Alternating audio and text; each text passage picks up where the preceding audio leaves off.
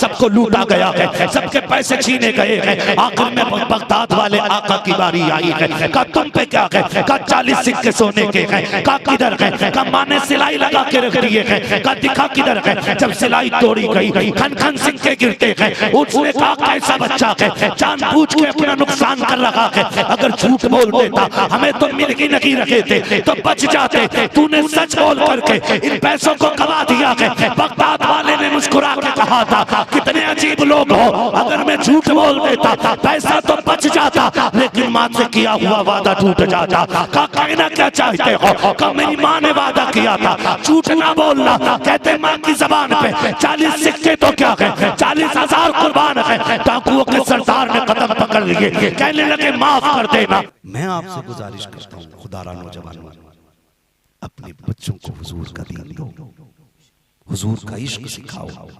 मैंने कहा वक्त मिले तो दिन में एक बार मदीने वाले पे दुरूद जरूर पढ़ा करो। हमने अपने बच्चों को कुत्ता बिल्ला पढ़ाया, हमने अपने बच्चों को तालीम दी, लेकिन कुरान से दूर रखा। माएँ बहनें बैठी हैं, ये हर घर की कहानी है। बच्चे तैयार हो जाते हैं, कभी गाड़ी आने में देर होती है, कभी नाश्ता तैयार होने में देर होती है, तो अम्मा क्या करती है, ले लल्ला थोड़ी देर गेम चला ले, तब तक मैं टिफिन तैयार कर दे रही है।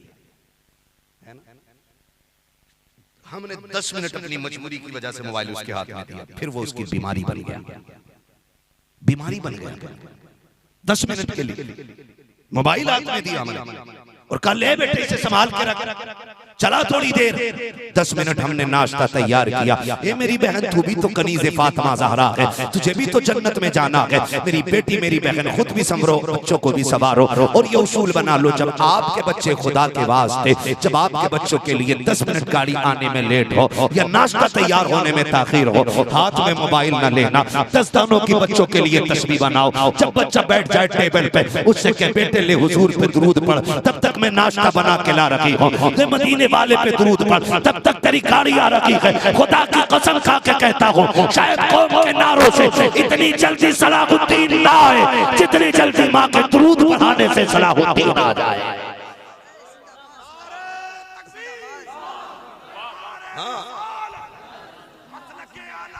जिंदाबाद जिंदाबाद जिंदाबाद जिंदाबाद या अली। समझ रहे मेरी बात? जिंदाबाद जिंदाबाद। माओ से गुजारिश है, बच्चों को दुरूद सिखाओ, हुजूर का दुरूद सिखाओ। जानते हो, जब माओ की तरबियत अच्छी होती है ना, तो फिर बच्चे वली बन जाया करते, वली बन जाया करते हैं। सरकारे बगदाद दुनिया में तशरीफ लाए, अम्मी से कहने लगे पढ़ना है। वो जो मुद्दत हुई बिस्मिल्लाह खानी की, अब तो हमारी नस्लों से बिस्मिल्लाह खानी की रस्म ही खत्म हो गई। बताओ मतलब कितनी जगह पे बिस्मिल्लाह खानी होती है? जब बच्चा 4 साल 4 माह 10 दिन का हो जाता है तो क्या होता है, किसी बुजुर्ग के जरिए बच्चे की बिस्मिल्लाह खानी कराई जाती थी। अच्छे लोग आते थे, हमारे बच्चों को बिस्मिल्लाह पढ़ाते थे, है ना, एहतमाम होता था। अच्छे लोग दुआ के लिए बैठते थे, फिर बेटे अपने वक्त के वली बना करते थे। आज 90% लोगों को बिस्मिल्लाह खानी का नाम याद नहीं रहा, उसूल ही खत्म हो गए हमारे बीच से। वालिदा मदरसे लेके गई बगदाद वाले को, बिस्मिल्लाह खानी होनी है बच्चे की। जब शुरू हुई ना बिस्मिल्लाह खानी, उस्ताद ने कहा पढ़ो, कुछ आता है? कहा जी। का जितना आता उतना पढ़ो। जब आने की बात आई ना, 17 पारे बगदाद वाले ने पढ़ डाले थे। 16 की भी रिवायत है, 17 भी है, ठीक है जी। 17 पारे बगदाद वाले ने पढ़े। उस्ताद कहने लगे बेटे पढ़ने आए हो कि पढ़ाने आए हो? गर्दन झुक गई।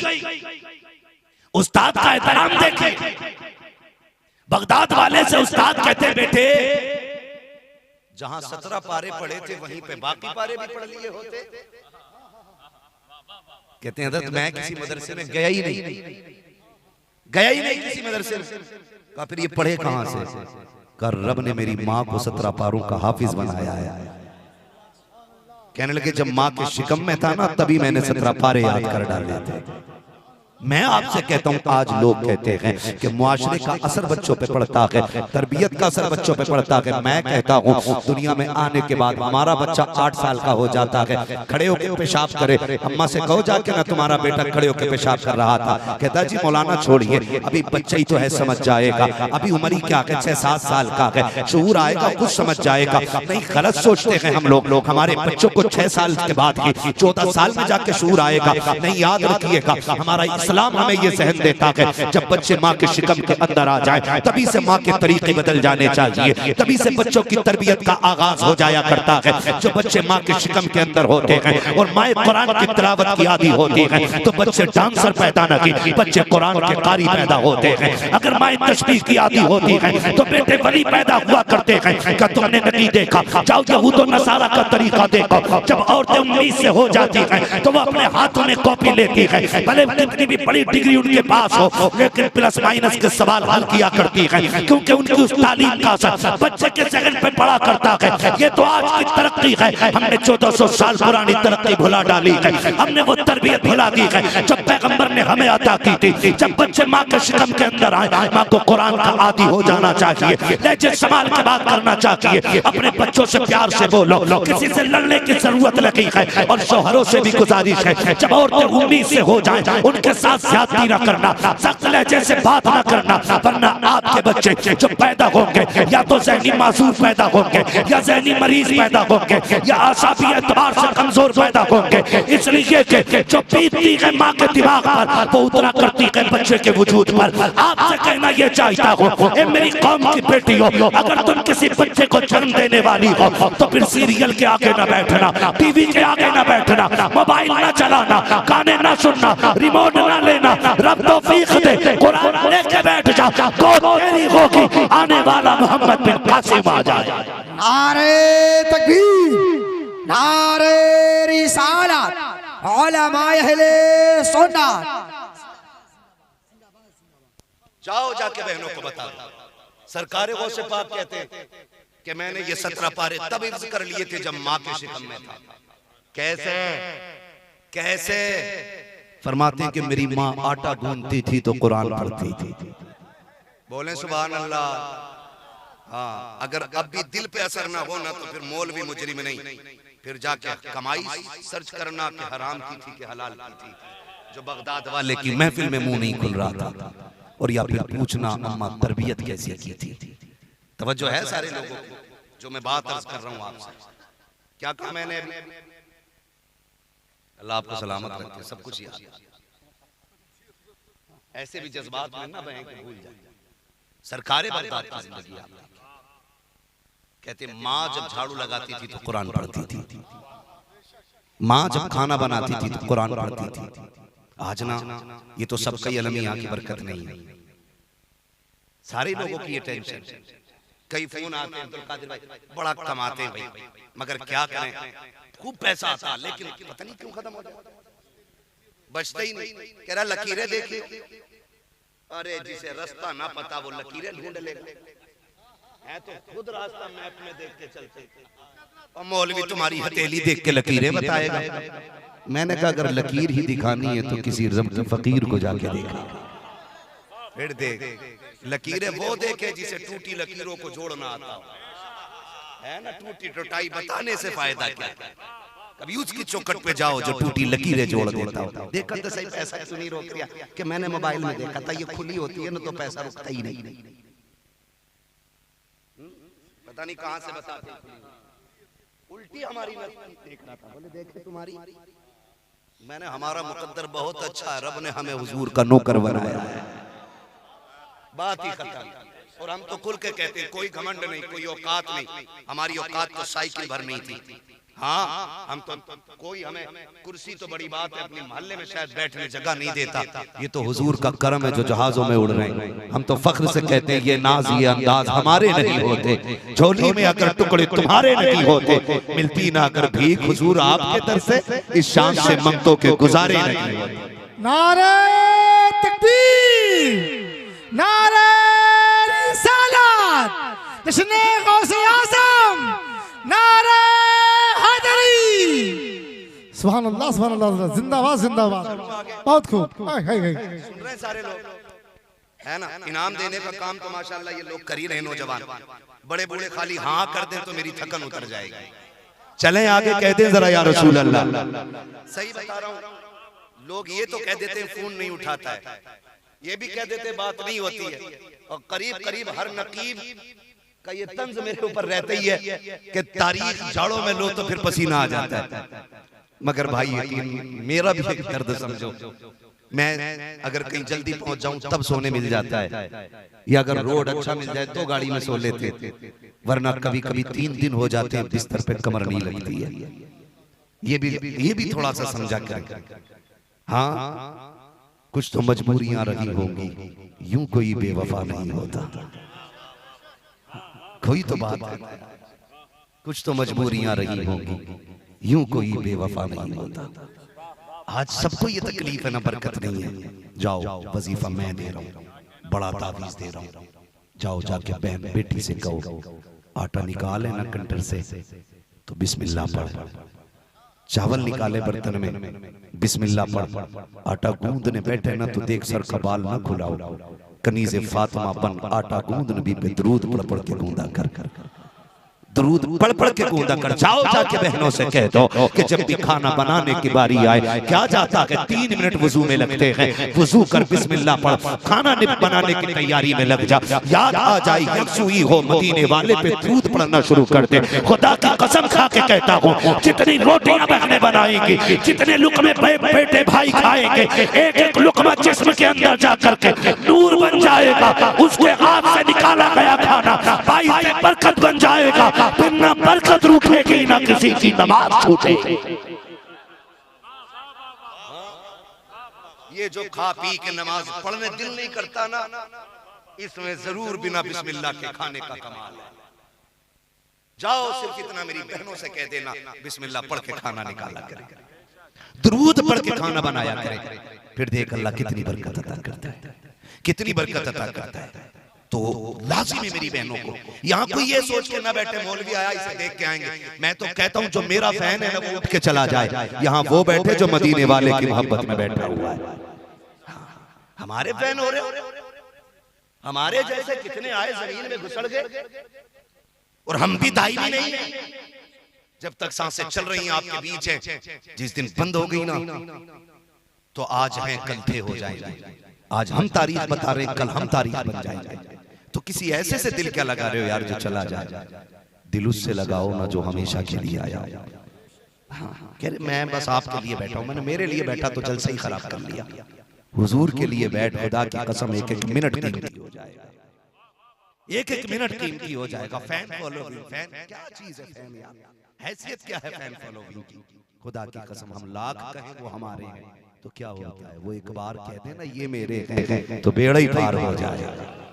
हाँ, वो कहा था इस आस में जीता हूँ, कह दे ये कोई आकर चल तुझको मदीने में सरकार बुलाते हैं, चल तुझको मदीने में सरकार बुलाते हैं। मैं होश हवा सपने इस बात पे खो बैठा, तुमने जो कहा हंसकर आया मेरा दीवाना। है ना, ये महबूब को राजी करने वाली बातें होती। तो जाओ जाके बहनों को बताना, खाना बिस्मिल्लाह पढ़ के बनाए, दरूद पढ़ के बनाए। नौजवान बैठे, अल्लाह सलामत रखे। कितने मेरे भाई ऐसे जो परदेश में बाप की जिम्मेदारियां निभा रहे हैं। मेरा दिल कहता है कि एक रात ऐसी भी निकले कि जो सिर्फ परदेशियों के लिए दुआ होनी चाहिए। बड़ी बात होती है। मैं उन जवानों को मुबारकबाद पेश करता हूँ जो वतन छोड़ के ना परदेश जाके माँ बाप के लिए, परिवार के लिए परदेश में जिंदगी काट रहे हैं। इनके हक में जब भी हाथ उठा कर दुआ कर दिया करो। आज आपका बेटा कल प्रदेश में शायद मेरा भी बेटा हो, दुआएं किया करो, दुआएं किया करो। मेहनत लगती है, यूं ही प्रदेश नहीं काटा जाता। किसी को वतन बुरा नहीं लगता है, किसी को भी यार दोस्त बुरे नहीं लगते हैं, सबको अच्छे लगते हैं। मजबूरियां परदेश ले जाती हैं, हालात ले जाते हैं, लोग मजबूर होकर चले जाते हैं। नौजवान अल्लाह तुम्हें सलामत रखे। तुम कहीं भी जाओ ना, हमारी नजर में रहो ना रहो, हुजूर की नजर में रहने के आदी बनो, हुजूर की नजर में रहने के आदी बनो। और कोशिश ये करो हम हुजूर के हो जाए, हम हुजूर के हो जाए। सरकारे बगदाद मदरसे गए, उस्ताद ने कहा कैसे, कहा माँ हाफिज थी 17 पारों की, हम भी बन गए। अल्लाह अकबर। फिर आपने कुरान मुकम्मल हिफ्ज़ किया, इब्तिदाई तालीम अपने इदारे में हासिल की। जब इब्तिदाई तालीम के लिए मदरसे जाते थे ना, तो जो उस्ताद सबक पढ़ाते थे ना, उससे आगे तक का बगदाद वाला पढ़ लिया करता था। तो उस्ताद कभी कभी कहते थे जिन्न हो के इंसान हो, फरमाते थे इंसान हो, मेरे बाप वो है, मेरी माँ वो है, मेरे नाना का नाम ये है, मेरे दादा का नाम ये है, मेरा परिवार वो है, बताते थे। फिर उस्ताद मुस्कुराया करते थे, खुदा की कसम बड़ी जात वाला है बगदाद वाला, बड़ी शान वाला है, नसीब वाले जिन्होंने बगदाद वाले की महफिल सजाई है। सुभान अल्लाह, जाओ सुभान वजीफा अल्लाह। लेके चले जाओ, जिसके घर में बरकत ना हो ना, हर महीने गौस पाक की 11वीं मनाया करें। सुभान अल्लाह, बेशक हर महीने गौस पाक की 11वीं मनाया करें। लेकिन 11वीं मनाने के लिए उसूल होते हैं। सेठ जी मुंबई से गाड़ी से आए, गांव में 11वीं है तो निकाल के 11 ही रुपए देंगे। कह रहे हर महीने 11वीं करता हूं, बरकत नहीं हो रही। ऐसे नहीं होती है। तेरी जेब में कितना ये भी बगदाद वाला जानता है, सुभान दे कितना रहा है ये भी बगदाद वाला हक है, बेशक। आप लिमिट बनाइए, हमें हर महीने इतनी में 11वीं शरीफ में इतना खर्च करना, और फिर देखो अल्लाह कितनी बरकतें अता फरमाता है, कितनी बरकतें अता फरमाता है। बात रह जाएगी तो मनाएंगे इंशाअल्लाह 11वीं शरीफ। सारे वादा करें इंशाअल्लाह करेंगे 11वीं शरीफ, और वादा करें इंशाअल्लाह 11वीं करते रहिएगा। मुकद्दर की बात है। सरकार बगदाद इब्तिदाई तालीम हासिल की, उसके बाद परदेश गए, जाने लगे परदेश में, तो वालिद का तो इंतकाल हो गया। अक्सर वलियों की विलायत के पीछे माँ की दुआएं का और फरमा होती है। अल्लाह जिसे जितना बड़ा बनाता है ना, उसे उतने ही इम्तिहानात से गुजारता है। अक्सर आप देखें वलियों की विलायत के पीछे माँ की मेहनतें शामिल होती हैं। सरकारें वो सिर्फ आप यतीम बाप नहीं, माँ है। परदेश जाने लगे तो माँ ने कहा रुक बेटे, इंसाफ देखे, मेरे पास 80 सिक्के रखे, 40 तू ले जा, 40 भाई के लिए छोड़ दे। आज का अगर हम जैसा होता ना, कहता अम्मी ये तो घर रह रहा है, मैं परदेश जा रहा हूँ, मुझे 50 दे दो, इससे 30 दे दो। हम नियत खराब कर लेते। लेकिन सैयद कौनैन का शहजादा है, हाँ वो है ना, बचपने में ही तरके पिस्ता करे, दूध पीते की निस्बत पे लाखों सलाम। हुजूर को हजरत हलीमा सादिया लेके चली, दूध पिलाने लगी, तो एक तरफ का दूध पिया, दूसरी तरफ का मुंह नहीं लगा रहे। लोगों ने कहा पी क्यों नहीं रहा है? तो कहने लगी कि लगता है मेरा एक बेटा है ना, वो भी दूध पीता है, एक उसके लिए छोड़ा है, एक अपना हिस्सा मुकर्रर किया है। तो भाई ये बचपन में इंसाफ करते हैं अल्लाह वाले। हाँ, सरकारें वो से पाक को 40 मिले, कहने लगे बिस्मिल्लाह, कोई बात नहीं अम्मी। फिर माँ ने कहा सुन, सदरी दे, उतार दी, बेटे हिफाजत से रखना। बात कर रही है माँ, और बात करते करते कह रही है अल्लाह मेरे लाल शहजादे, मेरे बेटे जा रहे हो ना, सुनो मैं तुम्हारे साथ नहीं आऊंगी, इसलिए कि बाप की छोड़ी हुई जिम्मेदारियां मेरे सर है। तुम जा रहे हो ना, अब्दुल कादिर ख्याल रखना, अपना ख्याल रखना मेरे लाल। खुदा की कसम ये कहते कहते माँ रोई। सरकारे गौसे पाक ने कहा मैं रोई क्यों? माँ तो माँ थी ना, पर्दा डाल दिया, मगर वो जानती थी जा रहा है अब्दुल कादिर, दोबारा मुलाकात नहीं होनी है, दोबारा मुलाकात नहीं होनी है। आप सिलती रही, रोती रही, बेटे को दुआएं देकर रुखसत करने लगे। जब गए ना दरवाजे तक पहुंची, माँ ने फिर आवाज दी अब्दुल कादिर जी माँ एक बार और आके माँ के सीने से लग जा।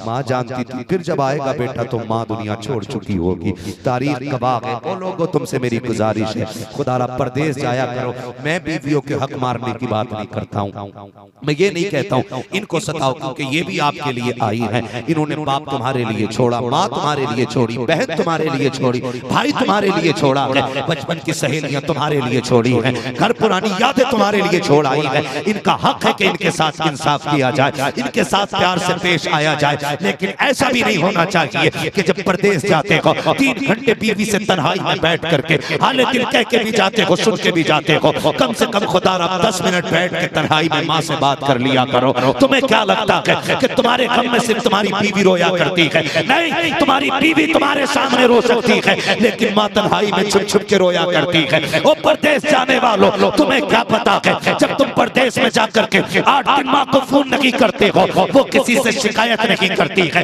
क्यों? क्योंकि वो जानती है अगर पड़ोसी से जाके कहूंगी कि फोन लगा दे, बेटे से बात करनी है, शायद वो पूछेगा तेरा बेटा बात करता है कि नहीं, इससे मेरे बेटे का राज खुल जाएगा, तो इज्जत बेटे की चली जाएगी। माँ किसी के फोन से बात करने तैयार नहीं होती है। जब तुम्हारा फोन बीवी के पास आती है, माँ चुपके जाके दीवार के पास खड़ी होती है, उससे तुम्हें बात करने का वक्त नहीं मिलता है, लेकिन वो मेरी बीवी के लहजे से तेरी बातों का अंदाजा लगा लेती है और उसी से नाराजी हो जाया करती है। ये देखो मेरे हाथ जुड़े हैं, तुम्हें खुदा का वास्ता, जब तुम परदेश जाया करो तो माँ से झूठे वादे ना किया करो, उसकी दिल शिकनी ना किया करो। अगर बीवी से हफ्ते में एक बार बात करते हो तो माँ से 2 मरतबा बातें किया करो, इसलिए कि बीवी के लिए तेरे प्यार का सहारा भी है, शोहर का, दौलत का सहारा भी है, लेकिन खुदा की कसम ये माँ होती है जिसे औलाद की दौलत नहीं बल्कि औलाद की सेहत प्यारी हुआ करती।